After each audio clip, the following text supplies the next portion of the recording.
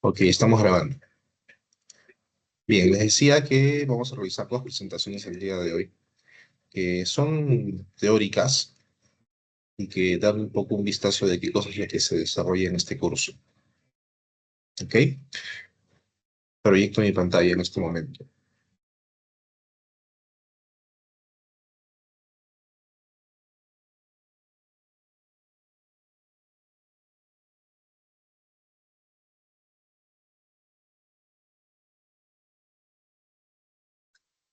Ok,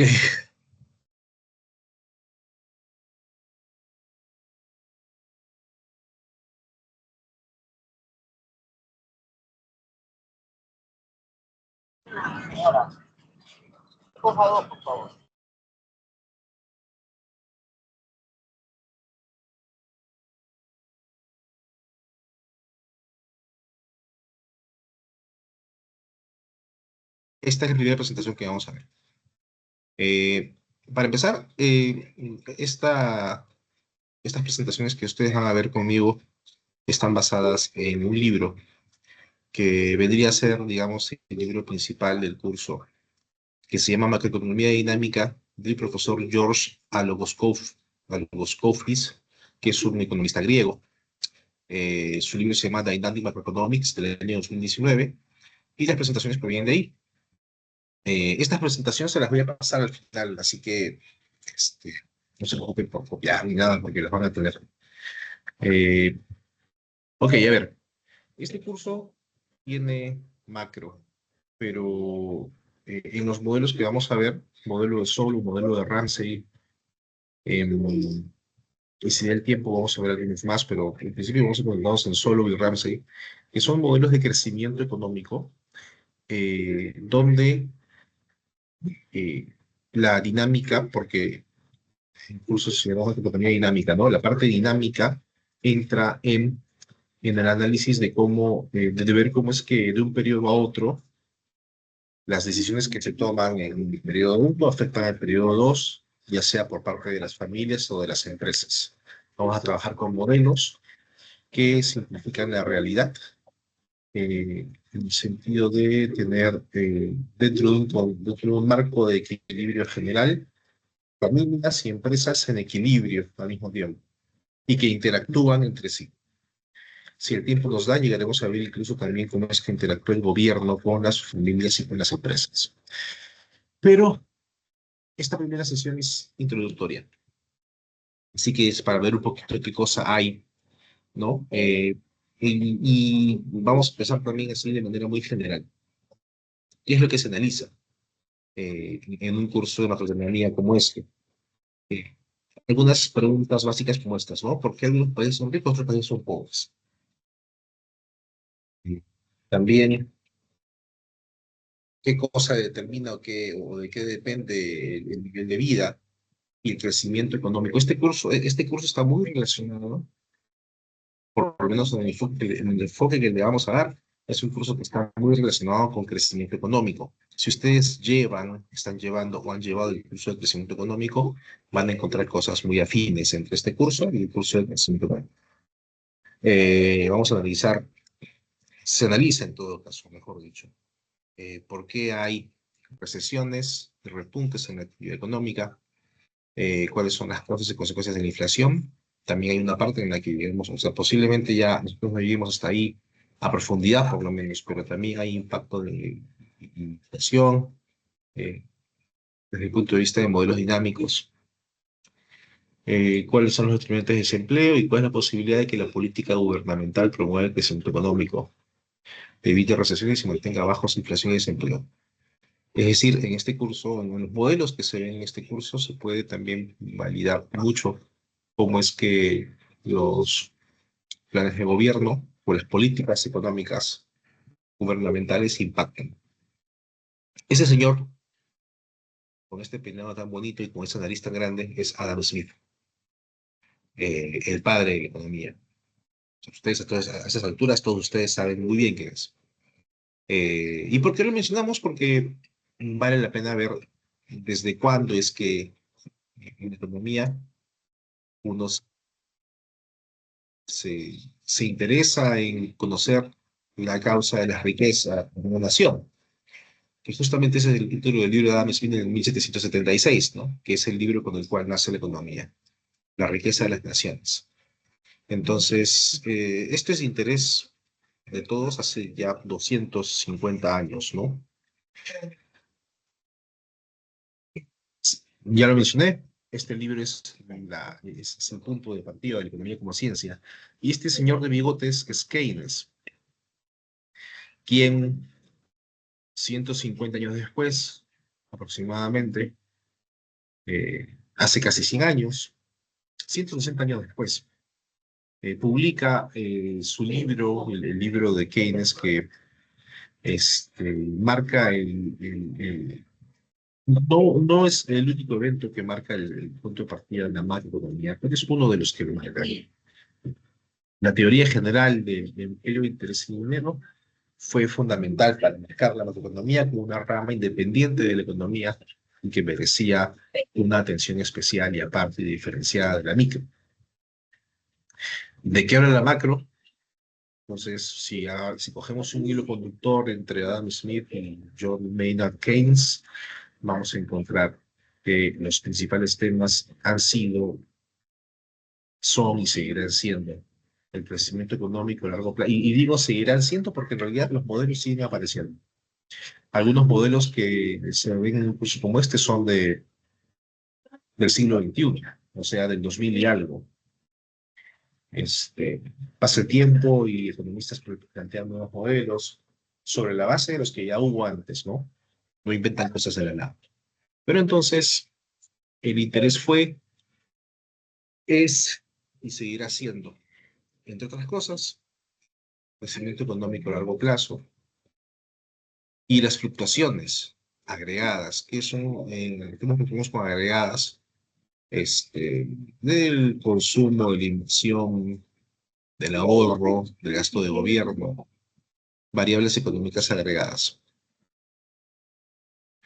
Eh, Keynes fue tan importante que podemos hablar de macroeconomía pre-keynesiana y post-keynesiana.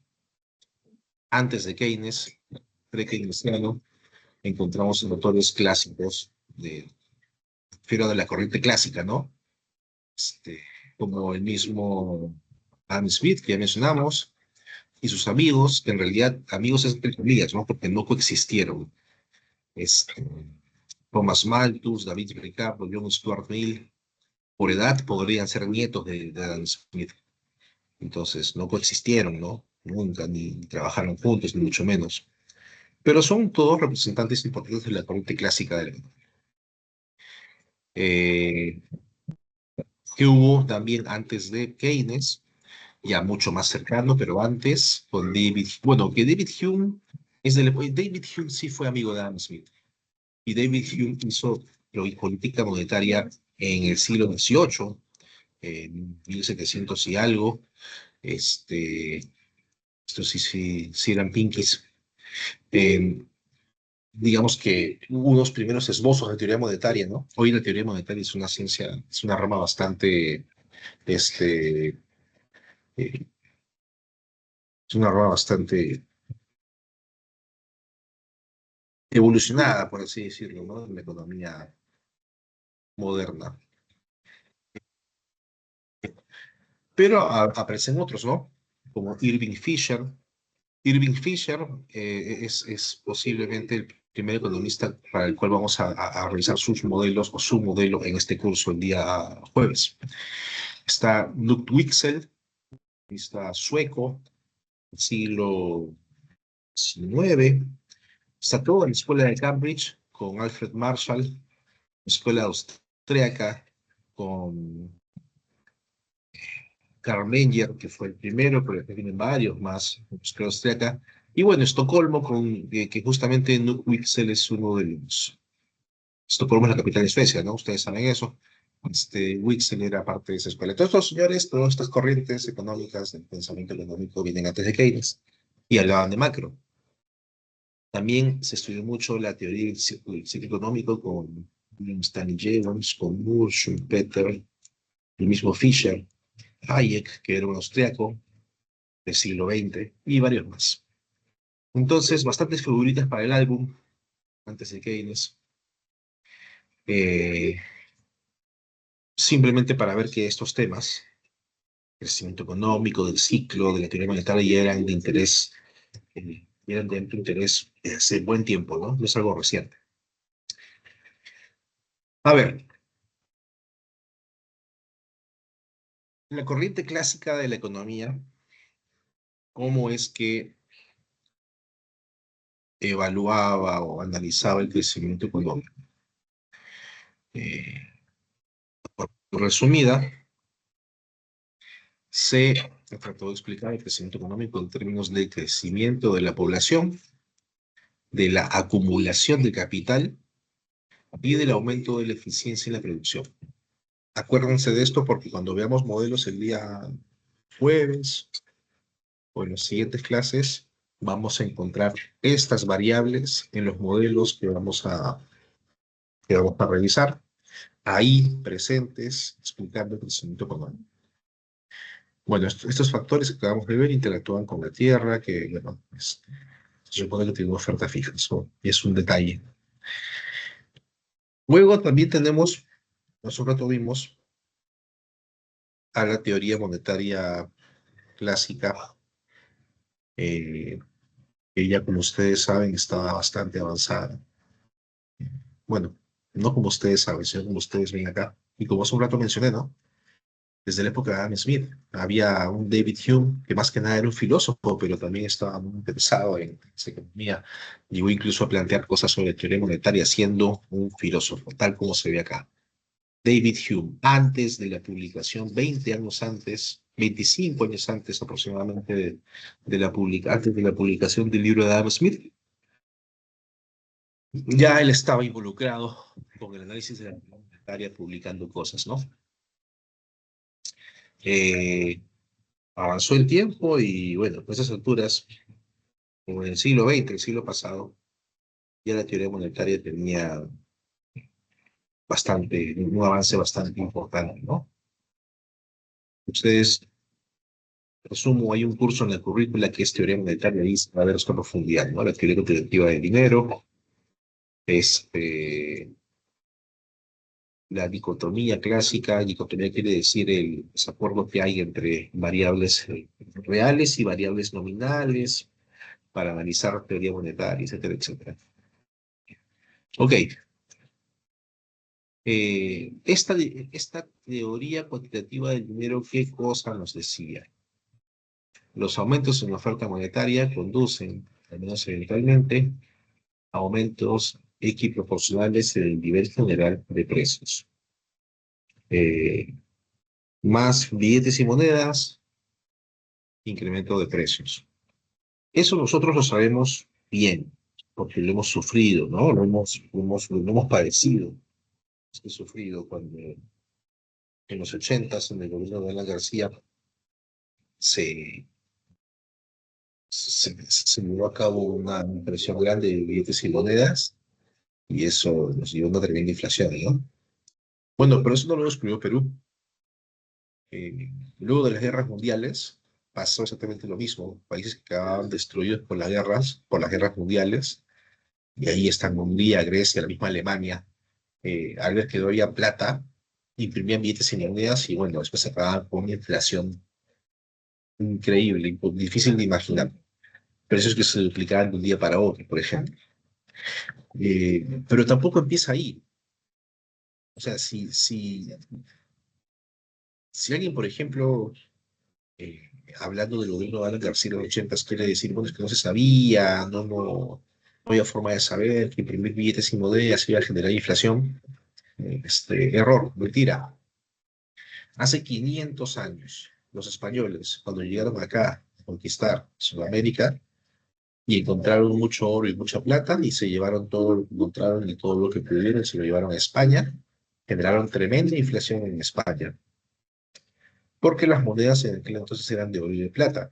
Entonces, más oro y más plata implicó inmediatamente más monedas, y se llevaron tremenda inflación en España. Así que esto ya se sabía hace mucho tiempo, ¿no? Solamente que en el siglo XX se le pone ya una teoría formal y se le pone ecuaciones y todo. Pero más dinero, más inflación lo sabemos hace 500 años. Em, Luego, ¿qué hay con esto de las variables reales versus variables nominales? Em, pues una conclusión a la que se llega con esto, con ese tema que es también parte de la teoría monetaria, es que las variables reales están determinadas puramente por factores no monetarios. Las variables reales son las que eh, no consideran eh, cantidad de dinero que hay en la economía, o efectos monetarios, mejor dicho. Por ejemplo, el, el PBI real, la posición con el PBI nominal, es uno que simplemente evalúa la evolución del nivel de producción, descontando el efecto de los precios, el efecto de la acumulación de dinero que tiene que ver con los precios, ¿no? Directamente.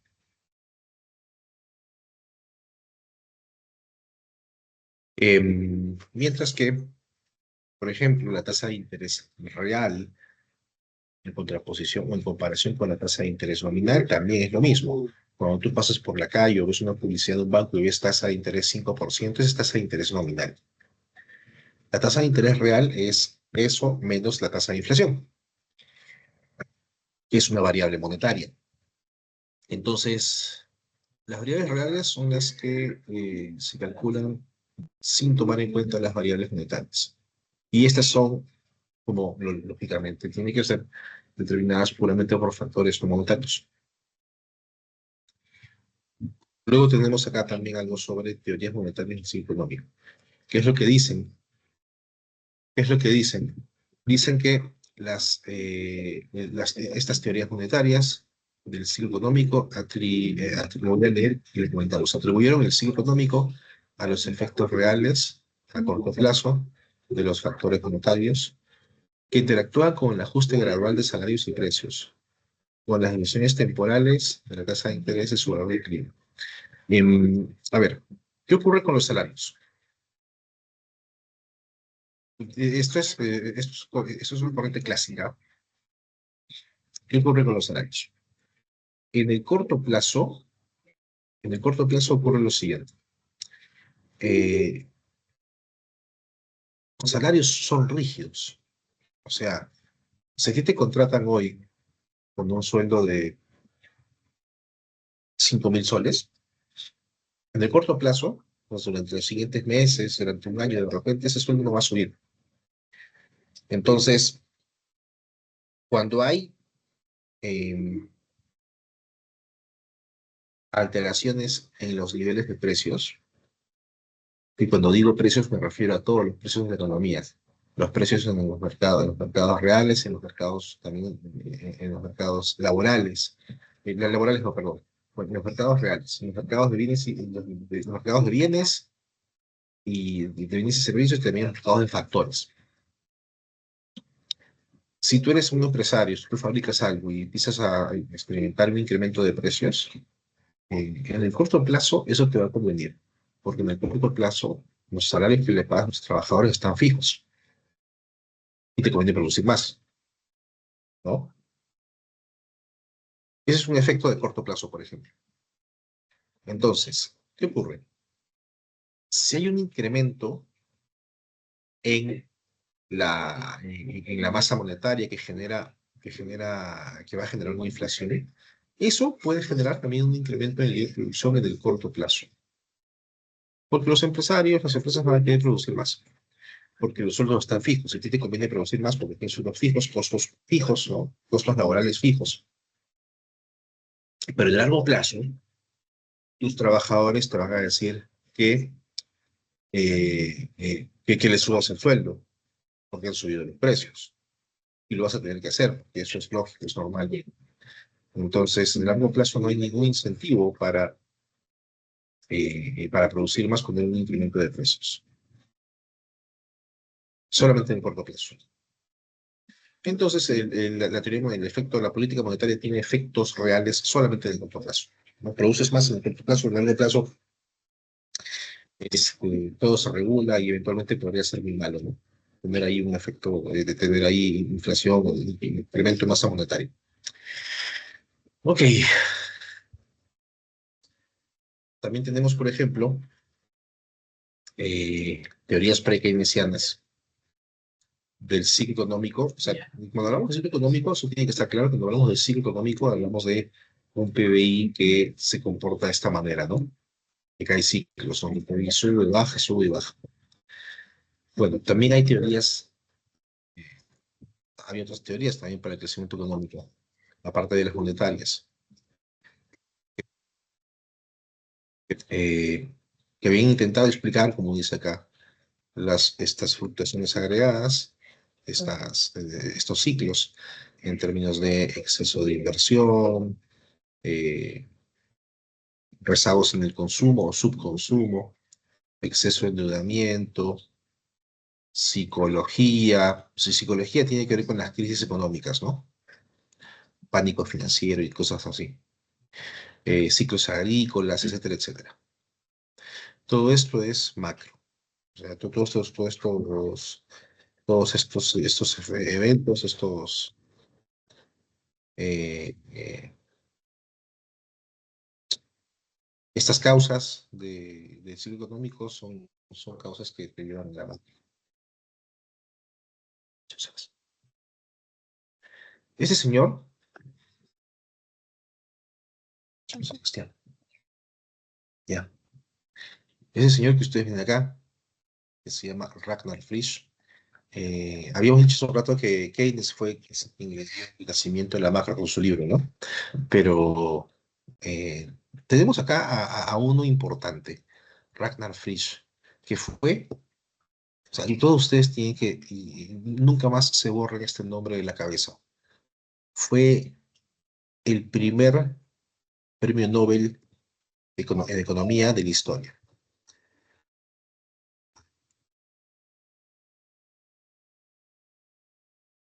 Vamos a, o sea, para asegurarme, ¿eh? Porque por ahí de repente la memoria me ha fallado. Pero a ver, Ragnar es noruego, Ragnar Frisch,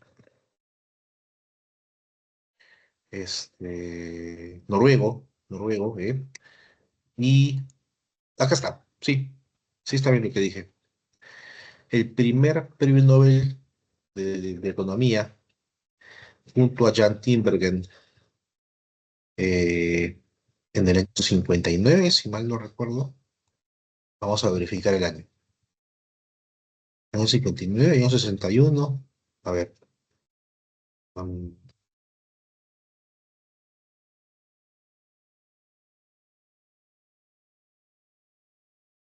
69. 59, no, 69. Año 69, primer premio Nobel de la historia otorgado a Ragnar Frisch y a Jan Tinbergen por desarrollar y aplicar los modelos dinámicos para el análisis de los procesos económicos. Ok, bueno, regresemos a la presentación. Entonces, este importantísimo señor Ragnar Frisch nos deja el concepto de macroeconomía, eh, y lo definió de esta manera, lo vamos a leer textualmente. Cuando abordamos el estudio del ciclo económico con la intención de llevar a cabo un análisis que sea dinámico y determinado, nos vemos llevados a distinguir entre dos tipos de análisis, los microdinámicos y los macrodinámicos. Mira que este concepto de macroeconomía dinámica ya estaba presente hace 70 años, ¿ah? Los macrodinámicos. El análisis macrodinámico trata de dar cuenta de las fluctuaciones de todo el sistema económico tomado en su totalidad. Ragnar Frisch escribió esto en el año 1933. 30 años antes, casi 40 años antes de ganar el Premio Nobel de Economía. Así que esto de la macrodinámica no es algo nuevo, ya tiene bastantes, casi 100 años, ¿no? Por lo menos como idea. Luego aparece la teoría general de Keynes, el libro de Keynes, eh, que fue, que tuvo mucho impacto para el desarrollo de la macro como una rama importante, eso ya lo mencioné. El modelo ISL, que ustedes deben haber visto en sus clases de economía general, fue desarrollado por esta época, por Keynes y por Higgs también, a partir de lo que Keynes escribió en el 36. Y bueno, esto implicó un avance grande para la macro. Eh, la macro, que se empieza a desarrollar y a tomar mucha forma durante esta época, en la década del 30, del 40, integró las tres corrientes eh, que hemos mencionado, ¿no? La teoría monetaria, la teoría del ciclo económico y las teorías de crecimiento económico. Y esto se desarrolló mucho durante el siglo XX. Casi como decir que hasta ahora se sigue desarrollando, ¿no? Y cada vez evoluciona más. Ok. Hoy, los modelos macroeconómicos que tú encuentras hoy en el desarrollo actual, del siglo XX, finales del siglo XX, inicio del siglo XXI, encuentras que los modelos que se van desarrollando ahora son dinámicos y estocásticos.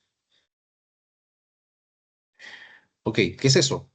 Dinámico quiere decir que el tiempo es una variable importante a tomar en cuenta en los modelos que se plantean. El elemento tiempo es indispensable para comprender y explicar ambos tipos de fenómenos.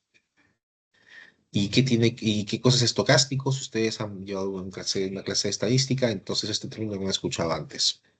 ¿Qué quiere decir que la macroeconomía es estocástica? Quiere decir que explica las fluctuaciones agregadas en términos de las respuestas de los sistemas económicos dinámicos a perturbaciones aleatorias. O sea, siempre hay un componente de aleatoriedad en los modelos que se plantean.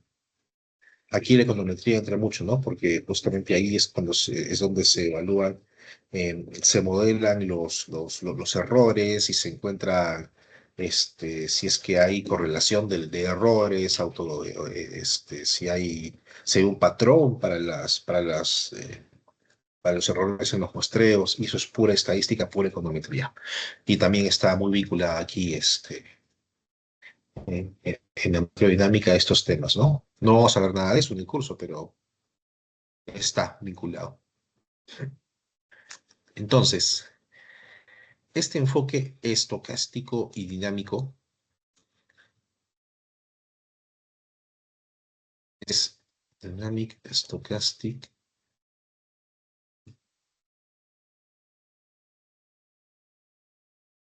Hay un acrónimo que ahorita no recuerdo bien, que luego les voy a decir, que es la nueva generación de modelos dinámicos, estocásticos y de equilibrio general.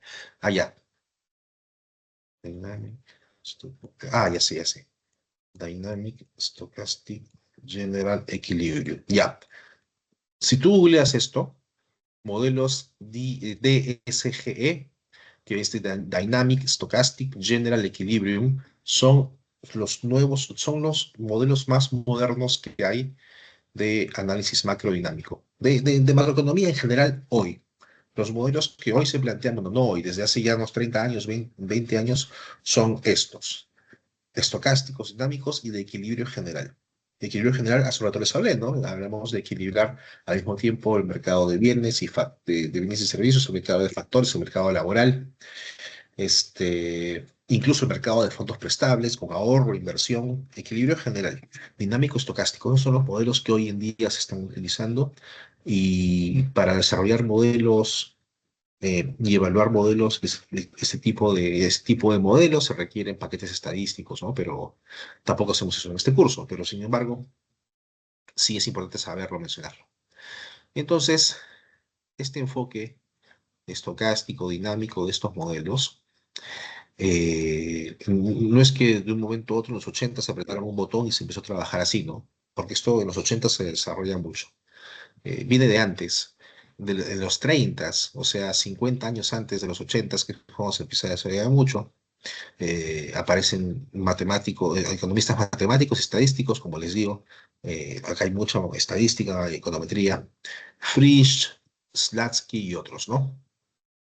Eh, luego aparecen más nombres. Y acá la econometría, como les digo, ya entra con fuerza. Y la econometría entra con fuerza con economistas como Tinbergen, Havelmo, y bueno, otros más. La Comisión Coles, Burns, Mitchell, del 46 y otros. Y aparecen los modelos macroeconométricos. Se empieza a poner dura la cosa, ¿no? Em, ok. Saben ustedes que a inicios de la década de los 30, el mundo estaba entero, Estados Unidos sobre todo, estaba sumido en unos problemas económicos complejos, ¿no? Causa de la Gran Depresión. Eh, la Gran Depresión, que un poquito para poner en contexto, fue una burbuja financiera eh, generada en la, en la Bolsa de Valores de Estados Unidos. ¿Qué pasó con la Bolsa de Valores de Estados Unidos? Algo similar a lo que pasó con el mercado inmobiliario en Estados Unidos en el 2008, bueno, en el 1930, 29, le ocurrió algo similar, ¿no? Una burbuja. ¿Qué es una burbuja? Cuando la gente empieza a comprar algo sin ningún motivo lógico, más que esperando que suba el precio para revenderlo. Si yo te digo, oye, compra alcachofas, alcachofas. ¿Por qué? Porque hoy día cuestan un sol, pero mañana van a costar dos. Entonces compra hoy día 1.000 alcachofas, mañana véndelas y vas a ganar el doble de dinero. Ah, ya, muy bien. Y todo el mundo, como borregos locos, empiezan a comprar alcachofas. Este, sin ningún motivo. No te las comes porque no te gustan. Y no sirven para nada más que para comer. Entonces, si no te las comes, ¿para qué las compras? Para revenderlas. Es una burbuja en el precio de alcachofas. Bueno, en el 2008 esa burbuja ocurrió en el precio de las casas en Estados Unidos. La gente compraba casas para revender, no para vivir. Y en el año 1929 ocurrió en la Bolsa de Valores de Estados Unidos. La gente compraba acciones para revenderlas, pero, lo cual no es tan raro, pero digamos que uno, si bien es cierto, compras acciones para venderlas luego, eh, tiene que ser en base a eh, un análisis de la empresa, ¿no? De sus proyecciones, de los estados financieros, y no. Ayer la gente simplemente compraba acciones porque pensaban que iban a subir porque sí. Entonces eso alimentaba de manera artificial la demanda y cuando la demanda crece, el precio sube, está bien, pero en un momento la demanda deja de crecer y todo se derrumba, ¿no? Eso es una burbuja, eso ocurrió en el 29, eso generó una gran depresión, como su nombre lo dice por acá, y, y bueno, así empezaba esta década de los 30, ¿no? Bastante golpeada la economía norteamericana. Ahí fue que Keynes se puso de moda. Entonces, durante los 50 y los 60, el mundo entero le hacía caso a las recetas keynesianas de economía. Keynes fallece en el 65 posiblemente. Nuevamente vamos a guiar la historia a ver. Keynes, el amigo Keynes fallece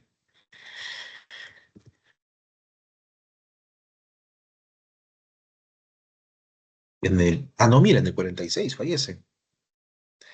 Ya. Bueno, Keynes murió siendo el rey del mundo. O sea, él se murió sintiéndose el economista más importante de la historia posiblemente, porque el mundo entero le empezó a hacer caso a lo que él decía. Las recetas keynesianas, ¿no? O sea, de intervención del gobierno en la economía. Y esa moda pasó, pero pasó en los 70. O sea, a él ya no le alcanzó la vida para ver cómo es que sus teorías eran dejadas de lado. Él falleció viendo cómo sus ideas habían dominado el mundo entero. Entonces, durante los 50 y 60 ya él fallecido, la mayoría de las relaciones clave, como la función de consumo, aquí estamos hablando de teoría, ¿no? De elementos teóricos, la función de consumo, la función de inversión, la relación entre inflación y desempleo, cosas keynesianas, se postularon en lugar de derivarse, sí, de bases económicas firmes. O sea, las ideas de Keynes eran incuestionables. Eh, Básicamente porque eh, él dijo, y mira, hay una crisis y si no hacemos, si no empujamos la intervención del gobierno en la economía, entonces la crisis nos va a golpear. Y tenía razón, o sea, sucedió tal como él eh, pronosticó. La receta era esa, ¿no? La receta era justamente, aparentemente era justamente promover la intervención del gobierno en la economía. Ok, algunos elementos teóricos más. Eh, Aparece en escena también, por ejemplo, el modelo del multiplicador y acelerador, que lo que en resumen dice es, si el gobierno gasta 100, el efecto en la economía es de 400 o de 300. Hay un efecto multiplicador del gasto de gobierno, así que gastemos más, o que el gobierno gaste más, ¿no? Para salir de las crisis. Ok, bueno, la síntesis neoclásica, que más que nada es un tema de doctrinas económicas, ¿no? Marx tenía razón en algo. A la tesis sigue una antítesis y ahí sale una síntesis. Y eso ocurre siempre. Cuando hay una idea que está comúnmente aceptada, pronto aparece otra, seguramente explicado por el nuevo contexto cambiante, aparece otra idea que parece corregir, que está para corregir la primera idea, que de repente ya no funciona tan bien, y de ahí sale una síntesis. Bueno, esa es la historia del pensamiento económico, ¿no? Siempre ha sido así y va a seguir siendo así. Entonces aparece la síntesis neoclásica y empiezan a aparecer, eso es importante, los fundamentos microeconómicos de la macroeconomía. Los modelos que vamos a ver se basan en la optimización de una función de utilidad para un consumidor. Y eso es micro, ¿no? Ustedes han visto eso en micro, pero vamos a aplicarlo nosotros también a la macro. O sea, mejor dicho, vamos a darle bases microeconómicas a la macroeconomía.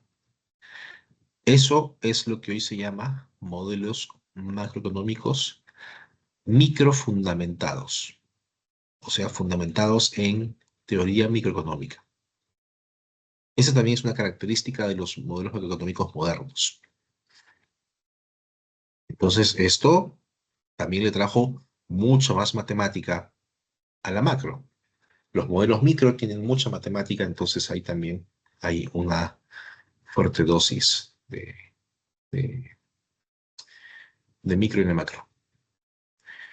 Entonces, aquí aparecen, por ejemplo, Modigliani, Bloomberg, Friedman, para brindar estos fundamentos microeconómicos dinámicos a la macro. Eh, Aparecen, por ejemplo, Cass y Koopmans, que vamos a estudiarlos, porque Cass y Koopmans lo que hicieron fue trabajar el modelo de Ramsey del año 28. Mira, acá hay un niño genio, ¿ah? Ramsey, eh, que le da su nombre a uno de los modelos más estudiados en macro. Eh, Ustedes se van a sorprender cuando escuchen esto, porque estamos hablando pues de Milton Friedman, de Keynes, de Adam Smith, que son señores que llegaron a vivir mucho, ¿no? Eh, Frank Ramsey vivió 27 años. O sea, posiblemente si este muchacho hubiera vivido unos 40 años más, hubiera sido también un premio Nobel y hubiera sido muchísimo más influyente en la economía de lo que fue. Murió con 26 añitos este chico. Ictericia. Por ictericia falleció. Y, y bueno, era un niño genio, ¿no? Aprendió alemán en una semana. Mira, pues esto ya son, posiblemente sean mitos, ¿no? Mitos de Wikipedia, pero a ver, aprendió alemán en una semana. Este,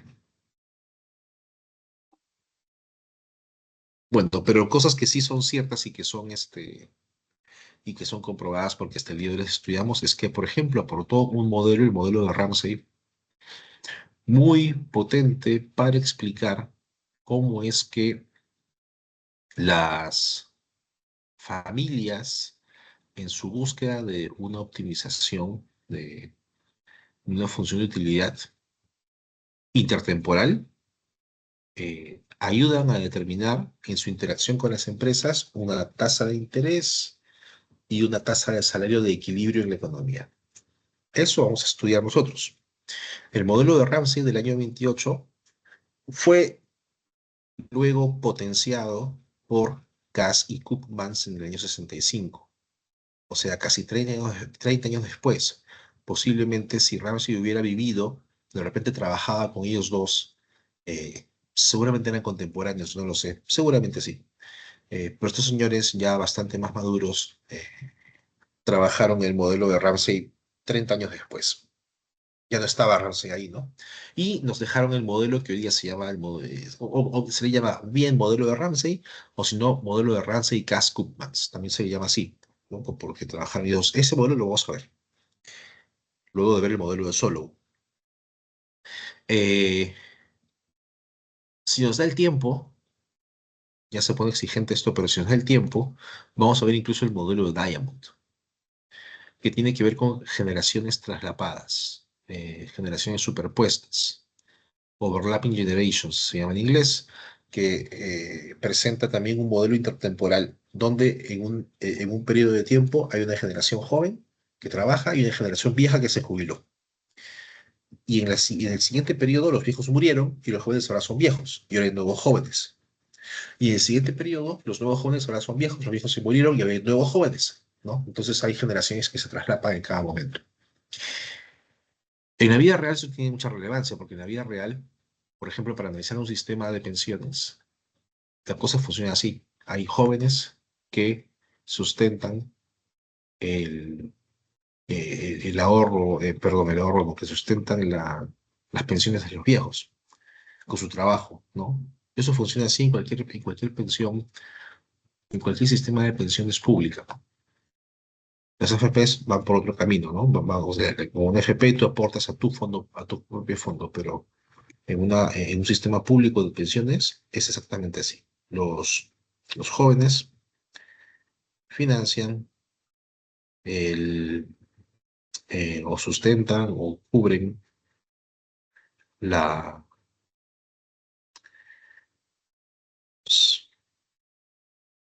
las pensiones de los viejos.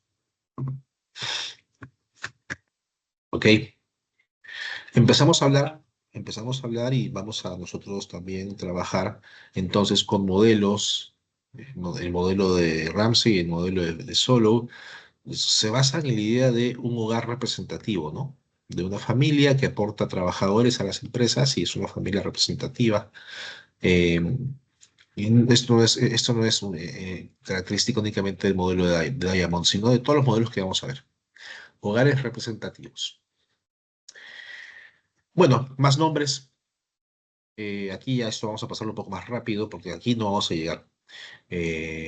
Jorgensen introdujo un modelo de aceleración flexible de la inversión, donde también se basa en también tiene bases microeconómicas, porque estamos hablando de la maximización de beneficios por parte de las empresas. Eso es microeconómico, ¿no? Optimizar una función de beneficios que es ingreso en los costos, es microeconómico y esto sirve para este modelo.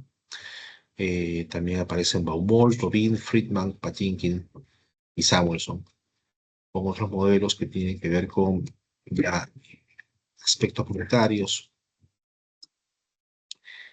Eh, Aparece luego, un poquito después, este señor que es un economista neozelandés de Nueva Zelanda que plantea la curva de Phillips. Hablan a Alban William Phillips, por eso se llama así la curva de Phillips, que relaciona inflación con desempleo.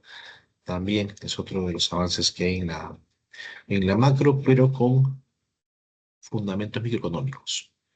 Año 58, ¿eh? O sea, ya tenemos claro por esta época que para darle en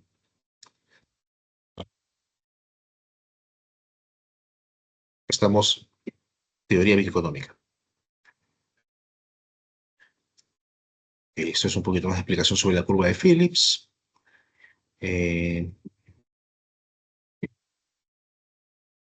que la curva de Phillips actualmente está claro, bueno, actualmente hay análisis que predicen que en realidad esa relación negativa entre inflación y desempleo se da solamente en el corto plazo. Si tú pones una serie de tiempo inflación y desempleo para diferentes países, vas a encontrar que no siempre hay una relación inversa, ¿no? Así que esto es algo que funciona en el corto plazo, pero no tanto en el largo plazo. Ok, luego aparece algo que normalmente está en el sílabo de este curso, pero ahí sí, sin dudas, no vamos a llegar, que tiene que ver con las expectativas racionales. Cuando Robert Lucas, que falleció hace 3 años nada más, eh, trabajó con la curva de Phillips en el año 72, aplicando expectativas racionales que no fueron diseñadas por él, sino que fueron planteadas hace 10 años, en ese entonces, por otro economista apellidado Booth. Eh, esta teoría de expectativas racionales surge en contraposición con las expectativas adaptativas. Expectativas adaptativas es simplemente el público recuerda lo último que pasó en el periodo anterior con respecto a políticas gubernamentales, mientras que expectativas racionales tienen que ver con un análisis más largo de, de los eventos que han sucedido, no solamente el último, sino todos los recientes, ¿no? O sea, el público incorpora un proceso de aprendizaje con respecto a las políticas públicas y cómo es que uno tiene que sobrellevarlas. Aquí aparecen, mira, acá aparece lo que te hablé hace un rato. Los modelos de equilibrio general estocásticos y dinámicos, el DSGE, que es Dynamic Stochastic General Equilibrium Models. Es lo que les mencioné hace un rato. Em,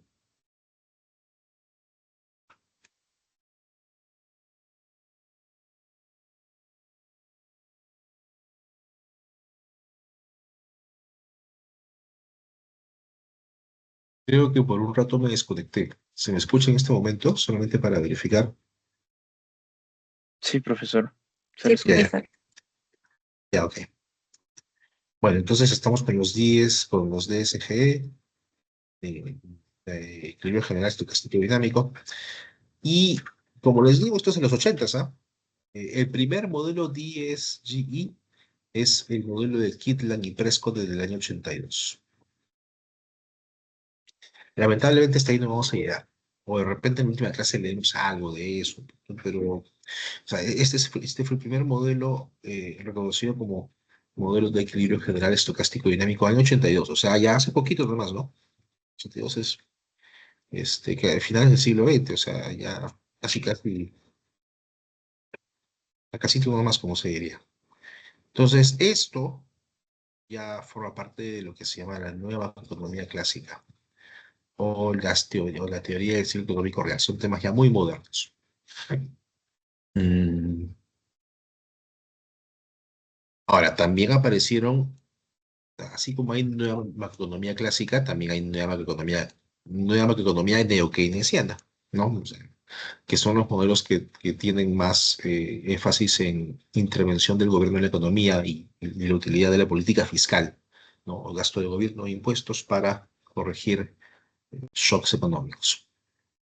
Y estamos casi acabando de ver esta presentación. Luego veremos la otra en un tiempo corto y posiblemente dice 30 estaremos acabando, ¿sí? Eh, bueno, estos modelos, como se dice acá, pueden tener en cuenta las fluctuaciones causadas por factores monetarios y por factores reales y justifican un papel estabilizador de la política monetaria en contraposición con la política fiscal, no solo para la inflación, sino también para las fluctuaciones de producción real y empleo. Y listo. A ver, estamos ya, esta es la última, son las últimas tres diapositivas. En rojo, esto porque es la idea principal de esta primera diapositiva. La macro moderna se basa casi en su totalidad en estos modelos dinámicos y de equilibrio general estocásticos dinámicos. La macro hoy se basa en esto, en lo último que he mencionado. En este curso, bueno, en realidad esto proviene del libro que les comenté, que se los puedo pasar también, lo tengo ahí descargado. En este curso se realizarán las principales teorías del crecimiento económico, las fluctuaciones agregadas. Bueno, en realidad esto es del libro, no es del curso, ¿no? Así que, pero sepan ustedes que el libro este sobre el cual se basa este curso tiene todo esto. Optimización intertemporal, que hoy sí lo vamos a ver desde arranque, para hogares, empresas, gobiernos, etcétera, etcétera. Eh, la macro moderna no se basa en un único modelo. Se basa en ideas básicas, en ideas generales básicas, que es la microfundamentación, modelos dinámicos, estocásticos, pero los modelos van para diferente ruta y tienen diferente objetivo. Entonces hay una pluralidad de modelos. Sin embargo, dos principios unificadores, como les digo, siempre están presentes, ¿no? Eh, esas ideas unificadoras vienen a ser. Se asume que los agentes económicos basan sus decisiones en la utilización intertemporal de alguna función objetivo, que es una función de utilidad. O sea, bueno, para el consumidor una función de utilidad, para la empresa una función de beneficios. Vamos a optimizar de manera intertemporal esas funciones de utilidad. Por eso son modelos dinámicos intertemporales en el tiempo, ¿no? Son modelos dinámicos de equilibrio general con bases microfirmes. Y bueno, un disclaimer, cuando hay acuerdos teóricos, se yuxtaponen, o sea, se cruzan enfoques alternativos, analiza sus pros y sus contras y también se discute brevemente su compatibilidad con la evidencia empírica. Este es un primer PPT que sirve como aproximación a lo que vamos a ver en el curso y tengo un segundo PPT para ver hoy. Vamos a pasarlo también un poco más rápido, ¿eh? Porque esto es historia. Esto ya no es tanto teoría, sino es un poquito de historia, para ver cómo es que se ha dado el crecimiento económico durante los últimos tiempos, en el largo plazo. Esto estaremos acabando 10:30, como les digo. A ver, por cierto, George Alogoscofis, que es el profesor que escribió este libro y el libro del cual provienen estas presentaciones, yo las he traducido al castellano porque son presentaciones en inglés. Sí. Es profesor de economía en la Universidad de Economía y Negocios de Atenas, en Grecia. Eh, a ver, como les digo, esto ya va a ser un poquito más rápido porque es básicamente historia, ¿no? Del crecimiento económico. Em, ¿Cómo se mide el crecimiento económico? Bueno, normalmente recurrimos al PIB o PBI. Producto Interno Bruto, Producto Bruto Interno. PBI se le suele conocer acá, pero normalmente en la mayoría de países se le llama PIB. Eh, pero tú no puedes comparar, por ejemplo, el PBI de Perú con el de China. No tiene sentido, porque en Perú hay 33 millones de peruanos y en China hay 1.300 millones de chinos. Por más que en Perú seamos genios, seamos unas máquinas produciendo que no lo somos, jamás podremos producir igual que 1.300 millones de personas. A China lo puedes comparar con India, ¿no? 1.300 versus 1.400. India tiene 1.400 millones de personas, India tiene 1.300. Son comparables. Pero, pero no puedes comparar a Perú con China ni con India, ¿no? Oye, ¿puedo comparar a Perú con Chile? Bueno, Perú con Chile. ahí te vas a dar cuenta, te vas a quedar triste porque Perú tiene 33 millones de personas, Chile no llega a 20, tiene 18 millones de personas y Chile tiene más PBI que Perú. No, ¿cómo puede ser? Bueno, sí, o sea, claramente la mano de obra chilena es más productiva que la peruana. Pero si queremos comparar, si quieres comparar a Perú con Burundi, y a Burundi con Senegal, y a Senegal con China, y a China con Hungría, ahí ya más complicado saber cuánta gente hay en cada país, lo googleas, ¿no? Pero para no andar en eso, lo mejor que puedes hacer es comparar una variable per cápita, ¿no? O sea, lo per cápita es comparable. Eh, PIB per cápita es el PIB por persona y eso sí es comparable en cualquier país del mundo, ¿no? Con una moneda común. Tú no puedes comparar soles con yenes, con yuanes o con dólares, ¿no? Una moneda común. Y usualmente es el dólar. Cuando comparamos eh, PBIs per acá, en variables macroeconómicas monetarias, utilizamos dólares, ¿no? Ok. Bueno, para ese tipo de cambio, aquí no voy a entrar mucho, hay tipo de cambio que es el PPA, que es el tipo de cambio de paridad de poder adquisitivo. También hay que ajustar la inflación de cada país, utilizando el ingreso o la producción real per cápita. El PBI per cápita. Claro, porque a ver, eso lo dije hace un rato, ¿no? Si tú tomas en cuenta el PBI de un país y en ese país hubo tremenda inflación, bueno, ese PBI va a salir grande, pues, ¿no? Porque está multiplicando cantidad por precios, pero con precios que crecen aceleradamente. O sea, mejor calcúlalo en base a PBI real.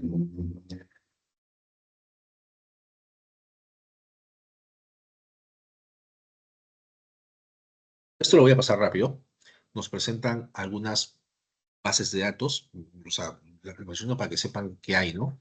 Hay bases de datos muy, no son las únicas, ¿ah? Hay muchas en realidad, pero acá, por ejemplo, este libro trabaja con la base de datos del Banco Mundial o los datos de Penn World Tables, que por aquí están, aquí las puse. Esto agregué yo en la presentación porque no estaba, ¿no? Pero ahí ustedes pueden encontrar un poco de data. Luego les paso esta presentación para que lo puedan ver. Em, y bueno, esto ya son resultados. Em, a ver, miren, el Banco Mundial publica datos comparables en dólares que miden el ingreso nacional bruto per cápita de 214 países del mundo. Que tengo entendido es la que es casi todos, ¿no? Habrá algunos países para los cuales no se puede mostrar información, por ser muy pequeños, muy pobres o porque están peleados con el mundo, como Corea del Norte, Cuba. No tienes información sobre Corea del Norte, Cuba, Afganistán, eh, pero para los demás sí. A ver, el ingreso nacional bruto per cápita promedio de los países que son economías de ingreso alto fue de $39.000, mientras que el ingreso nacional bruto, o sea, PIB per cápita de las economías de ingreso bajo fue de $1.870 eh, per cápita, tomen en cuenta que es per cápita. 20 veces más es el ingreso per cápita de los países de ingreso alto. Los de ingreso medio tienen 9.075. La brecha entre países de ingreso alto versus los demás es grande. Perú es un país de ingreso medio, o sea, estamos en el segundo escalón. Algunos países específicamente, Estados Unidos, que si tú crees que es el país que tiene más PIB per cápita, no lo es. Está entre los 10 primeros, pero hay países que tienen mucho más PIB per cápita que Estados Unidos. Suiza, por ejemplo, em, Qatar, creo que también. Singapur, varios países que tienen más PIB per cápita que Estados Unidos. Liechtenstein, por ejemplo, país chiquitito que tiene un PIB per cápita tremendo. Pero bueno, y mira, el Congo tiene $710 de PIB per cápita. súper pobres, ¿no? Esta es la distribución. No es una distribución normal. Es una distribución con cola derecha. Quiere decir que la mayoría de países esta es la cantidad de países, ¿eh? Y aquí el rango de PIB per cápita. Por aquí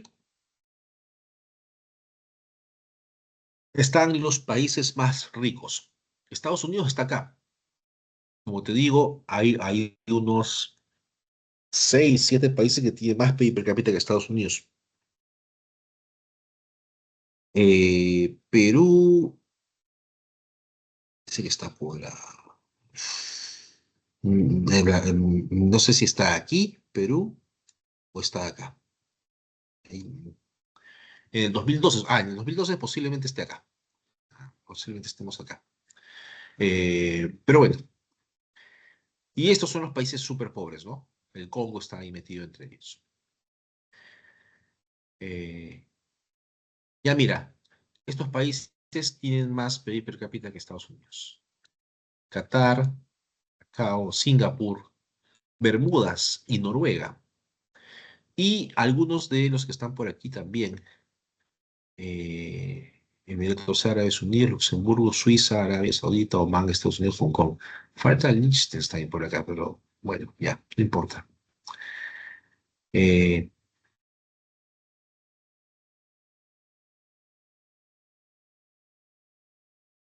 Aquí hay un recuento de los países que forman parte de cada rango, ¿no?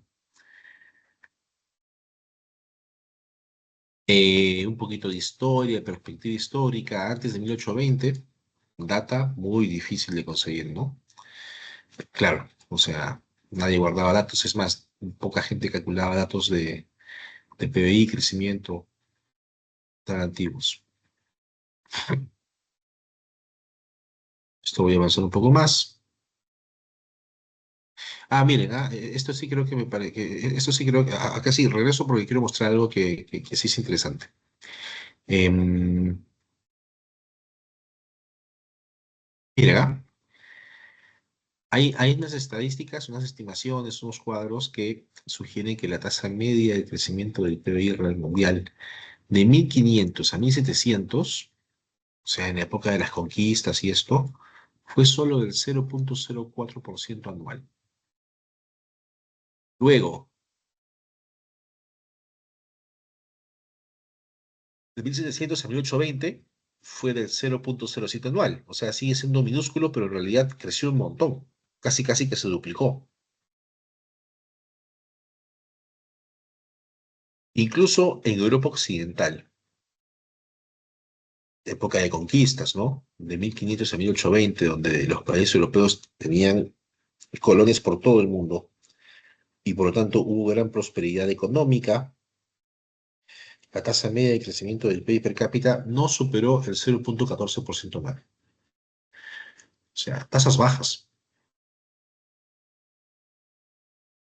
O sea, antes de 1500 el nivel de vida no mostraba una tendencia de largo plazo creciente, era plano. Entonces, y tampoco había diferencias significativas entre países ricos y países pobres.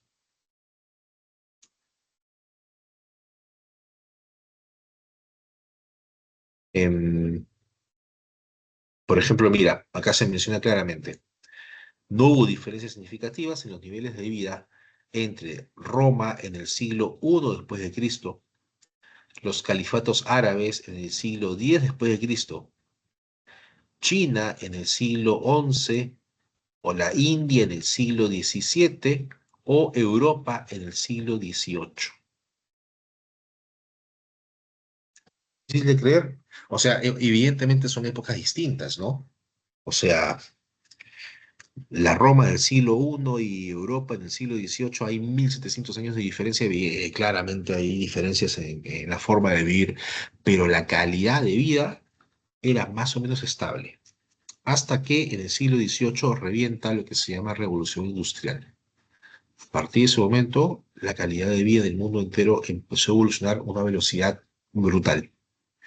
Eh, con eso aumentó la esperanza de vida y con eso aumentó tremendamente la natalidad, la tasa de natalidad, y bueno, la tecnología tuvo que también ser utilizada para ver cómo podíamos vivir tantas personas en un solo espacio, ¿no? Gracias a la tasa de natalidad.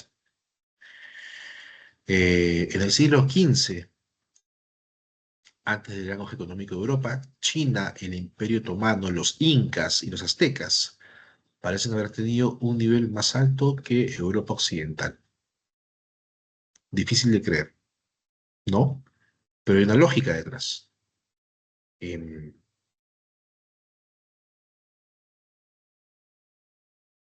que es que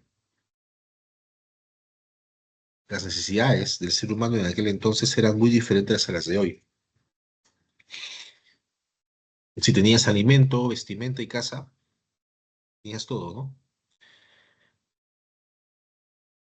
Hoy día las necesidades son mucho más amplias y por lo tanto la posibilidad de diferenciar entre lo que uno y otro tiene también es grande, ¿no? Y acá nuevamente, como les digo, el crecimiento económico de Europa Occidental se aceleró mucho después del año 1500, o sea, en las épocas coloniales. Ahora, un detalle, un agregado. Cuando los españoles llegan acá y conquistan América, no conquistan tan fácilmente gracias a que vienen con tecnología, armamento, era como que llegaban unos dioses. No, no, no. O sea, claramente eran diferentes, ¿no? Y claramente estaban ahí un paso adelante, ¿ah? En tecnología y demás, pero no es lo determinante. Ellos llegan acá y conquistan facilito porque fueron lo suficientemente inteligentes para averiguar quiénes eran los enemigos de los líderes. Los incas eran tremendos abusivos. Los incas avasallaban a todos, conquistaban a la mala. Entonces fue muy fácil, ¿no? Para los españoles llegaban acá y preguntaban, ¿quiénes gobiernan? Y la gente decía, los incas. Ah, muy bien. ¿Y estás contento? No, porque a mi gente la mataron, nos conquistaron, nos obligan a trabajar para ellos. Ah, muy bien. Ven conmigo y yo te voy a liberar del Inca. Y en México fue lo mismo. Entonces, no es que estaban, o sea, no es como que, por ejemplo, hoy lleguen extraterrestres en su platillo volador, bajan y te conquistan facilito porque tienen armas que tú no conoces, ¿no? No, no, no fue eso. No fue eso la conquista de América. Fue que los conquistadores encontraron soporte en todos los pueblos que habían sido dominados de mala forma por los incas, ¿no? Y en México igual. Entonces, bueno, lo que sí, para volver aquí a la presentación, a este PowerPoint, lo que sí es que las colonias les permitieron a los conquistadores, y ahí hablo de España, Portugal, Francia, Inglaterra, etcétera, etcétera, les permitieron crecer mucho en base al comercio. Poseer colonias era sinónimo de poder comercializar más. Entonces, bueno, ahí empiezan a crecer los países europeos, ¿no? Hay un poquito de historia de la China, em, que había inventado, sin tener ningún contacto con Europa, hasta la época de Marco Polo, donde ya hubo un contacto mucho más fluido, pero en China habían inventado la pólvora, la imprenta, el carrete de manguera hidráulica, el carbón, etcétera, etcétera.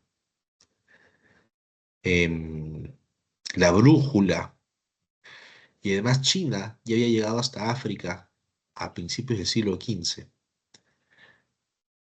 O sea, avanzadísimos, solamente que después tuvieron un estancamiento bastante prolongado. Vivieron una época de introversión y alrededor de 1750 el nivel de vida de Europa había superado el nivel de vida chino. 100 años después, en el siglo XIX, China fue incapaz de defenderse durante las guerras del opio contra la Gran Bretaña y en el siglo XX era una de las economías más pobres del mundo. O sea, China creo que siempre ha sido el país más poblado del mundo, pero ha tenido épocas en las cuales se alejaba mucho de su espectacularidad, de su gran crecimiento, porque siempre ha sido un país que tenían demasiado avance, solo que a veces se aislaban del mundo. Y bueno, eso los empobrecía en cierta forma, ¿no? Estuvieron dominados incluso mucho tiempo por el Imperio Mongol, eh, pero que eran un país tremendo, eran un país tremendo siempre. Shen He era un navegante chino, no tiene nada que ver con el curso, ¿ah? Es cultura general esto. Shen He era un navegante chino de la época, me parece que es casi casi contemporáneo en la época de Colón, por ahí. Los chinos estaban en otra, ¿no? Los chinos estaban desarrollándose por su lado. Y compara la carabela de Colón, que es esta, con el barquito de Shen He, que es todo esto. China.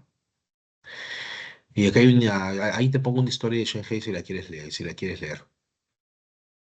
Fue dueño, o, bueno, lideró Shen He la tropa naval más grande de la historia. Eh, Más grande de la historia. Ya, bueno, ahí quedamos porque no es una clase de historia esta, ¿no? Si lo quieres leer, después lo puedes abrir ahí, está el vínculo. Em, a ver, pero ¿qué pasa con el mundo? La revolución industrial activa una evolución grande, ¿no? Desde de la calidad de vida. Entonces, ¿qué ocurre? La tasa media de crecimiento de la producción mundial aumentó mucho entre 1820 y 1860, alcanzando el 0,5% anual. Luego, entre 1870 y 1950, otra vez se duplicó hasta alcanzar el 1,1% anual. Y del 50 eh, hasta ahora se duplicó nuevamente para alcanzar y superar el 2% anual. Entonces, esto ya implica un avance fuerte en el nivel de vida asociado al crecimiento económico. Em, y ese crecimiento económico, pero ese crecimiento económico no ha sido uniforme, ¿no? No ha sido para todos igual. A ver, en 1820, casi cuando Perú nacía como país, ¿no? Nosotros somos del 1821. Los países más desarrollados tenían un PIB per cápita que era aproximadamente 3 veces el PIB per cápita de los países menos desarrollados. Una brecha cortita, pero en 2012 esa brecha era de 20 veces. Eh, Más datos. Las antiguas colonias de Europa Occidental, Estados Unidos, Canadá, Australia, Nueva Zelanda, en 1820 tenían un nivel de vida ligeramente inferior al de Europa Occidental. En 1950 tenían el doble de renta per cápita que Europa Occidental. Las colonias europeas, no de España, sino las de Inglaterra, Francia, Alemania incluso, que eran Estados Unidos, Canadá, Australia, Nueva Zelanda, en el 50 ya tenían mucho más PIB per cápita que sus ex colonizadores, colonizadores. Japón, no hemos hablado de Japón hasta ahora. Japón superó el nivel de vida de Europa del Este, América Latina, la antigua Unión Soviética y Europa Occidental en la segunda mitad del siglo XX. Claro, en la segunda mitad, porque la primera acabaron destruidos por las bombas, ¿no? En la Guerra Mundial. Japón acabó destruido por las bombas en la Guerra Mundial en el año 46, pero en la segunda mitad del siglo XX crecieron dramáticamente y su nivel de vida estuvo rápidamente por encima de Europa del Este, América Latina, etcétera, etcétera. China, ya hablamos de China, que era un país muy pobre en 1950, en 2010 ya era la segunda potencia económica más grande del mundo. Entonces, el crecimiento económico ha sido este, disparejo, ¿no? Y bueno, esto acá ya lo dejo para que lo revisen también ustedes, ¿no? La regla del 70. Eh, ¿Qué dice la regla del 70? Que si el ingreso real per cápita crece a un ritmo de G% anual, se necesitarían aproximadamente 70 entre G años para que se duplique ese ingreso per cápita. Por ejemplo, si G es 1%, se requerirán 70 entre 1, 70 años para que se duplique el ingreso per cápita. Si G es 2%, solamente 35 años. Si G es 3%, se necesitarán 23 años para duplicar el PIB per cápita. Esa regla del 70, aquí te dejo un link para que lo veas de dónde viene. Ahora, miren estas tasas de crecimiento, esto es interesante. Ya estamos cerquita de acabar. Esta línea verde es el crecimiento del PIB per cápita en Japón. Lo que te digo, mira, Japón en la Segunda Guerra Mundial acabó mal. O sea, luego de las bombas, luego de ser bombardeado y derrotado en la Segunda Guerra Mundial, en el año 44, el PIB de Japón cae de un año para otro a niveles de 1916, más o menos. O sea, casi 30 años retrocedió el PIB japonés a causa de la guerra mundial. Pero en 10 años ya estaban nuevamente al nivel pre-bombas, o sea, justo al nivel en el que habían antes de que sean bombardeados en la guerra mundial. 10 años les tomó recuperar todo, no es poco. Bueno, ahora, fíjate, si a Japón le fue mal, le metieron su galleta y, y bueno, su PIB per cápita se fue al piso, la otra cara de la moneda fue Estados Unidos. Con la guerra, el PIB per cápita saltó. Y en realidad, fíjate que esto acaba de poner a Estados Unidos como la primera potencia mundial. Aquí solamente se compara con Inglaterra, pero es una buena referencia. Es más, Inglaterra por encima de Estados Unidos por aquí, en la Primera Guerra Mundial, no. En la Primera Guerra Mundial, sí, Inglaterra sufre un golpe y Estados Unidos está por encima. Después nuevamente se igualan, con consecuencia de la crisis del 29, todos se dan para abajo las dos. Y luego claramente hay una brecha entre Estados Unidos e Inglaterra a partir de la Segunda Guerra, ¿no? El gran ganador de de la Segunda Guerra Mundial fue Estados Unidos, económicamente hablando. Ok, bueno, esta es una descripción del gráfico que acabamos de ver. Eh, sí, la explicación del gráfico que acabamos de ver. Y un poquito de conclusión. Desde el final de la Segunda Guerra Mundial, Japón experimentó un crecimiento muy alto y a mediados de la década del 70 el PIB per cápita japonés ya había convergido al británico. El concepto de convergencia también va a ser un concepto muy interesante para cuando veamos el modelo del solo, sobre todo, en la segunda, a partir de la segunda semana. O a partir del jueves, posiblemente.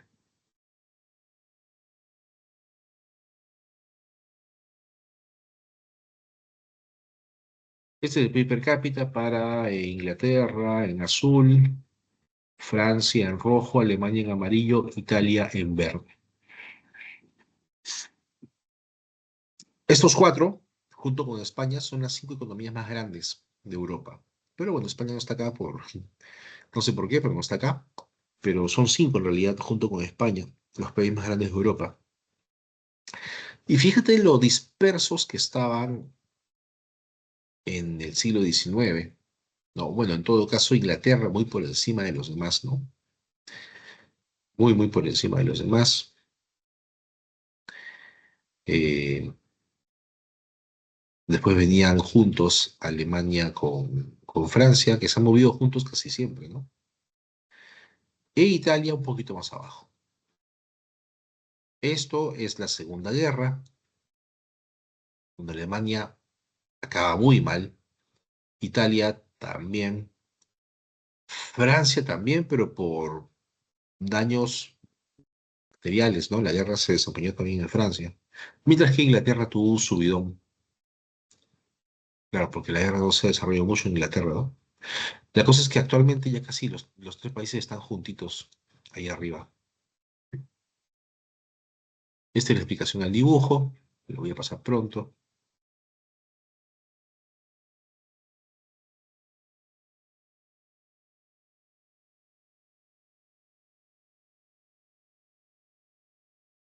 Estamos ya simplemente en la parte final.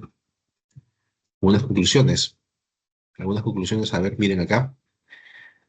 Algunas economías en desarrollo, en particular el resto de Europa Occidental y Asia Sudoriental, han logrado aumentos impresionantes en el ingreso per cápita en comparación con 1950. Eh, y una convergencia significativa con los niveles de vida de las economías desarrolladas. Pero América Latina, el resto de Asia, África, se han quedado dramáticamente rezagados. Estamos rezagados. En América Latina estamos lejos de lo que quisiéramos, ¿no? Y bueno, esto es Grecia porque el autor del libro es griego y esta sí que lo vamos a pasar pronto porque Grecia, hay bastante análisis de Grecia acá porque, claro, es su país, ¿no? Le interesa. Pero a ver, un poquito de Grecia, para no dejarlo del aire tampoco. Eh, en 1833, poco después de ¿la independencia de quién? De los turcos. Poco después de la independencia. Mira, Grecia se independiza después que Perú. 1821 Perú, 1833 Grecia. Poco después de la independencia de Grecia por parte o sea, se independencia de los turcos, del Imperio Turco, del Imperio Otomano. Esos son los turcos. El PIB gradual per cápita era aproximadamente $1.323. Y Estados Unidos tenía 2.691. Gran Bretaña 2.374. Después de 183 años, en 2016, Grecia tenía 24.000 de PIB per cápita.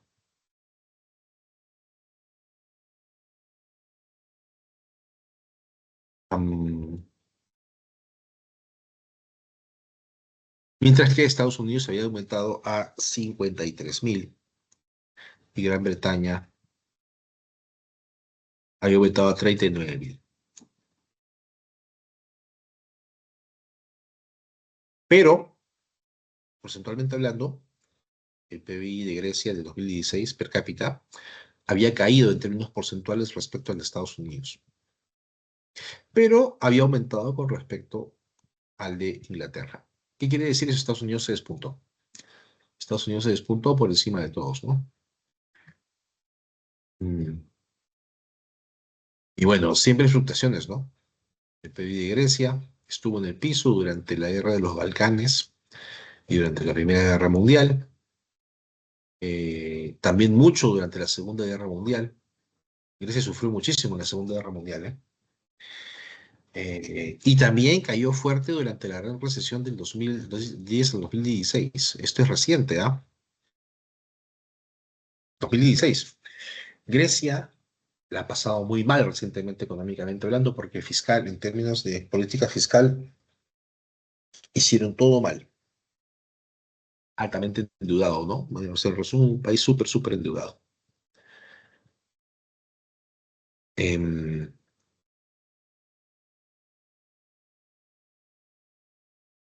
bueno, sí, esos detalles pequeños. Eh, Estas son las Greek Wars, o sea, las guerras donde Grecia participó. Y Grecia es el azul. Y mira, claro, pues te golpea la Primera Guerra, te golpea tremendo la Segunda Guerra, mientras que Estados Unidos y Gran Bretaña más bien salen hasta beneficiados por la Segunda Guerra, ¿no? Mira, convergencia. eh, luego de que el PIB de Grecia se cae, luego se recupera rápido, ¿no? Relativamente rápido. Este, del 50 al 75, 25 años de crecimiento acelerado para luego estar ya casi casi a la par, ¿no? Con Estados Unidos y con Gran Bretaña. Ok, bueno, luego de la Segunda Guerra Mundial, y ya para terminar, eh, el PIB per cápita de Grecia era 3.374. En el mismo año, el PIB per cápita de Estados Unidos fue 15.335. Y luego de 22 años, o sea, en el 73, acá decía, en el 73, el PBI per cápita de Grecia era 13.000 y Estados Unidos ya era 26.000. Evolución, ¿no? Evolución, crecimiento, evolución del PBI per cápita. Y este es el gráfico del PBI per cápita de Grecia y Estados Unidos del 51 y el 17. Este es el crecimiento acelerado luego de la guerra y este es el muy mal momento que les ha tocado vivir recientemente, ¿no? Problemas económicos, problemas de política fiscal sobre todo. Bueno, como les dije, estas primeras dos sesiones, estas primeras dos presentaciones han sido para dar un vistazo sobre la macro, que es lo que vamos a trabajar durante el curso. El día jueves, en el salón, vamos a desarrollar un poquito de modelos, un poquito de... vamos a trabajar un modelo de 2 periodos de Irving Fisher para ver cómo, sobre qué base se construyen luego los modelos de Solow, de Ramsey y los demás. Bueno, entonces, hasta acá nomás vamos a llegar hoy día. Esto ha sido una introducción. Estas dos presentaciones se las paso ahorita a Gabriela, junto con el libro, el curso, para que le puedan dar una mirada. Sugiero que vayan leyendo eh, los 2 primeros capítulos eh, para poder así adelantar un poquito de lectura, ¿no? Para reforzar lo que vamos a ver en las siguientes clases. Bueno, ¿alguna pregunta hasta acá? Profesor, disculpe una consulta. Por ejemplo, en el examen parcial, ¿qué es lo que nos podría venir de esta sesión? Nada. Este, ¿Qué estudia la macro? ¿Cuáles son los temas importantes? Em, mm, ¿Cuáles son las tendencias? O sea, si de acá te pregunto algo, oye, me has dado una buena idea, creo que de acá te tengo que preguntar cosas en el examen parcial, pues, ¿no? Porque si no, ¿para qué te he enseñado esto? Este, Nada de fechas, porque eso no tiene sentido, pero sí por ahí preguntar algo que tenga que ver con cómo ha evolucionado la macro durante las últimas décadas, este, y cuál es el interés de los modelos macroeconómicos actuales, qué es lo que quieren mostrar, cuáles son los temas principales. Creo que sí, creo que algo de eso debería venir en el examen parcial, relacionado a estas dos primeras presentaciones. Ujú. Gracias, profesor. Ya, ok. Bueno, ¿alguna pregunta más? Si no, ya aquí nos quedamos y ahora en un rato le paso a Gabriela esas presentaciones.